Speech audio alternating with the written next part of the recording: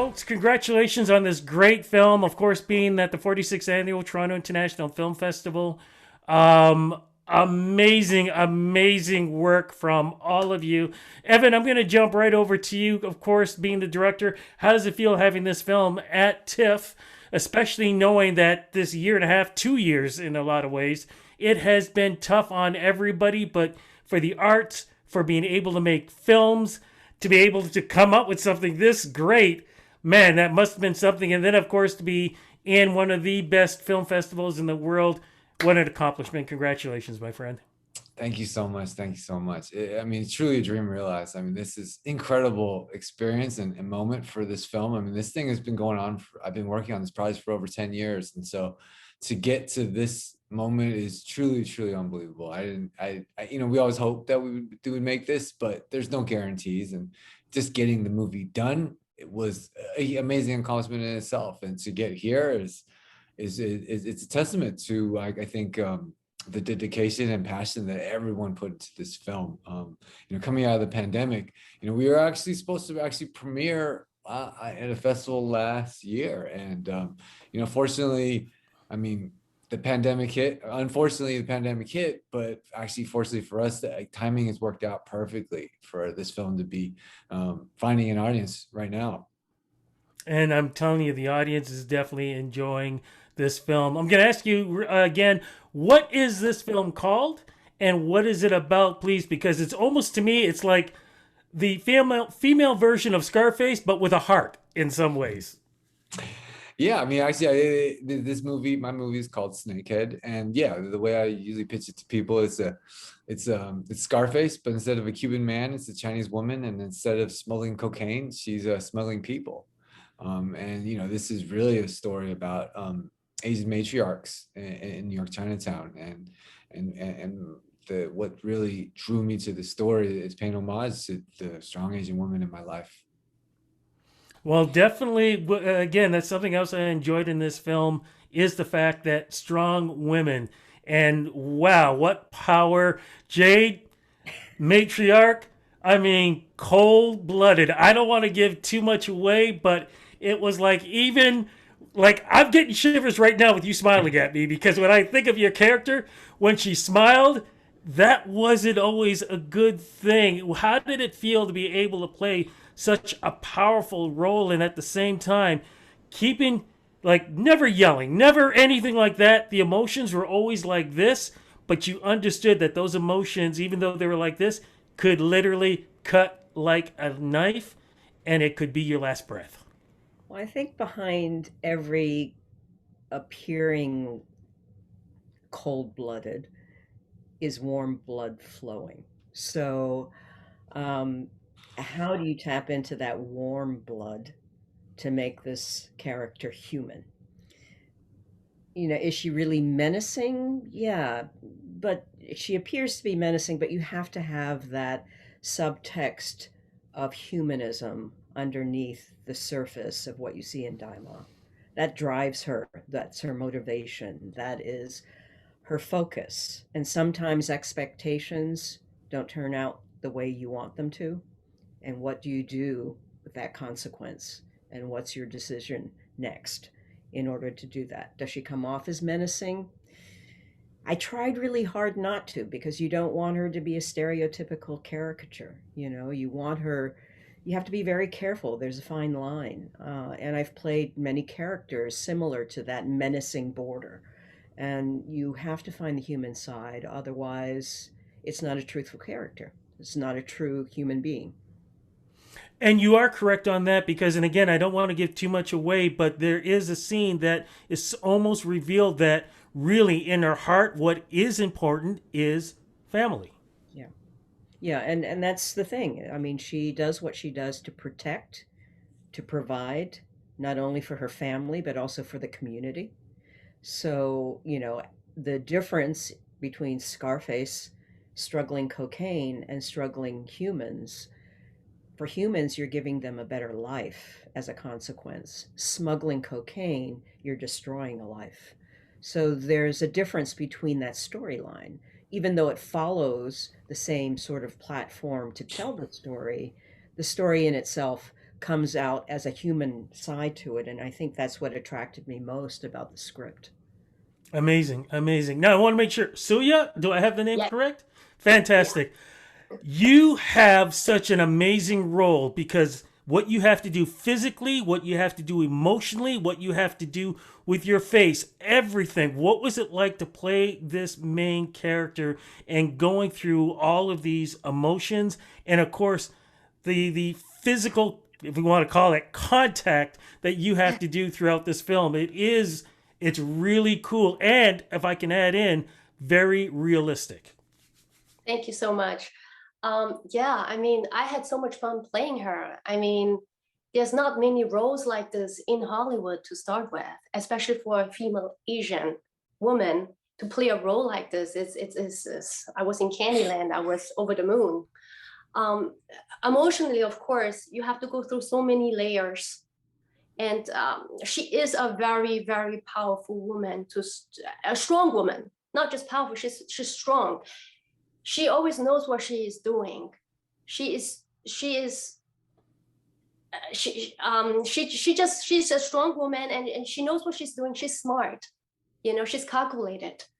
And for me to prepare for this role, you have to ask a lot of questions, ask a lot of questions about who she is, where she comes from, uh, why is she the way she is, what is her motivation. I mean, her motivation, one of them is definitely being a mother.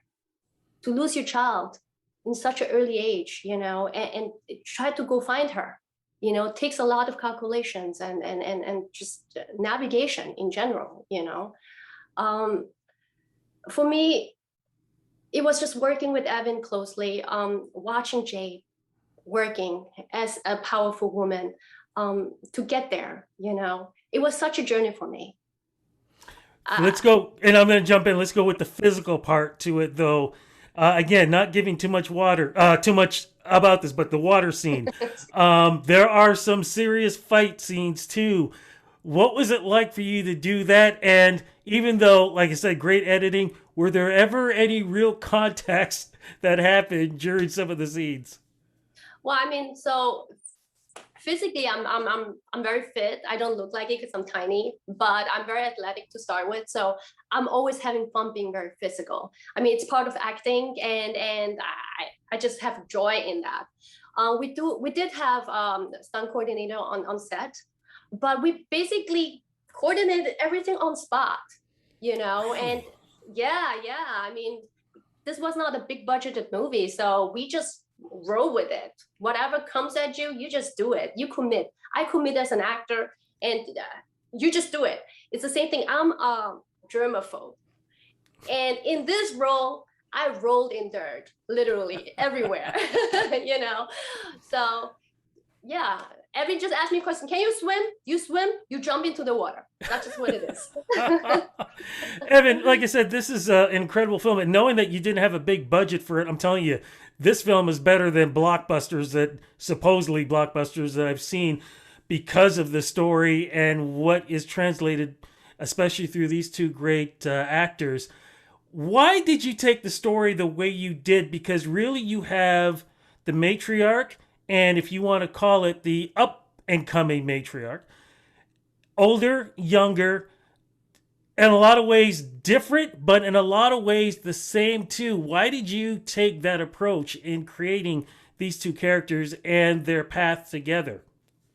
I think, in gangster films, right, you're always building off a family unit, right? Especially the American gangster film, and the that unit it's always measured in cycles, right? What is the next cycle? What is the next sort of legacy that's going to leave? And so I felt, I think with Diamond, she was this great sort of similarities and differences, and yet at the same time there was this strength that was just undeniable, similarity between the two of them. And what is in the era that we're dealing with is like, okay, what is that? What kind of choices do you make with that strength to continue or continue the cycle or break the cycle? I think that's what all these gangster films, American gangster films, really deal with, and the next generation of what that's going to be. And I think that's what we're really trying to explore. But what I also enjoyed too was, I mean, think about it. The older matriarch, she doesn't have to do anything, just words and a look, and she can put the fear of God into anybody. Now you have the younger, who is more physical, and yet she will send them to God in any way possible. This was a cool contrast. How did you come up with that contrast with just a look and a word to the physical part to it, to the younger? I mean, Jade, I mean, you want to speak to this? I mean, this is Well, I think just look. when as I did backstory, my own backstory to develop Daima, she came to the country the same way, probably, the same way as an immigrant, and she had to do something to survive. And she took on a position that nobody else wanted to do, and that was to, number one, make money, provide for her family, protect her family. But also, she was giving other people hope. And so she established this position on her own. And through that course of establishing it, she gained power and she gained money. But with power comes responsibility. And people don't see that side. There is responsibility to power, there's a responsibility to money. And it's up to you how you want to manifest that, how you want it to realize that after you've gotten it.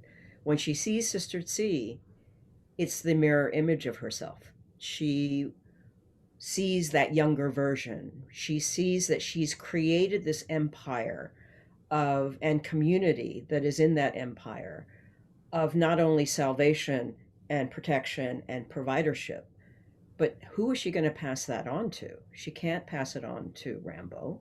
She can't pass it on to her other son. And she sees this immigrant who's been trafficked, whom she has trafficked, and she says, okay, she has to be the legacy. I have to give the legacy. She's capable of doing that. And I think it's more than just the polar opposites. I think they're very much the same, and they're following a similar path.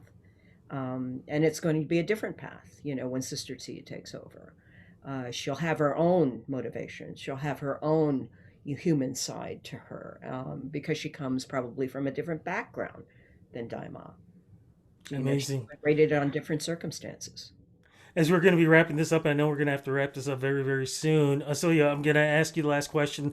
I mean, the two things that really stood out, of course, the word survival and, of course, the American dream. So I'm going to go with the American dream. Do you believe there is such a thing as the American dream?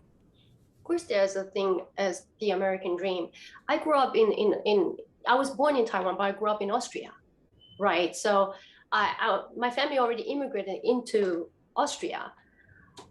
Everyone always talk about a better life in any way. I mean, I was very, very blessed. I had a very good life, but you always strive for something better at the end of the day, right? And everyone has their own struggle. Everyone has their own way to survive, And I mean, right now we're in the middle of a pandemic, right? So everyone's surviving their own way as well. The American dream is there. It's for people to hope at the end of the day, and it lives on, in my opinion. Folks, I got to say again, thank you so much for this interview. Great film. Evan, I hope there's a part 2 to this, because this story, I can see it continuing for at least 3 or 4 more films. So my fingers are crossed, because this story needs to continue to be told. Thanks again, folks. You did a great job. Have a great time during TIFF. And again, thank you again for this interview. Thanks, Ruby. Thank you.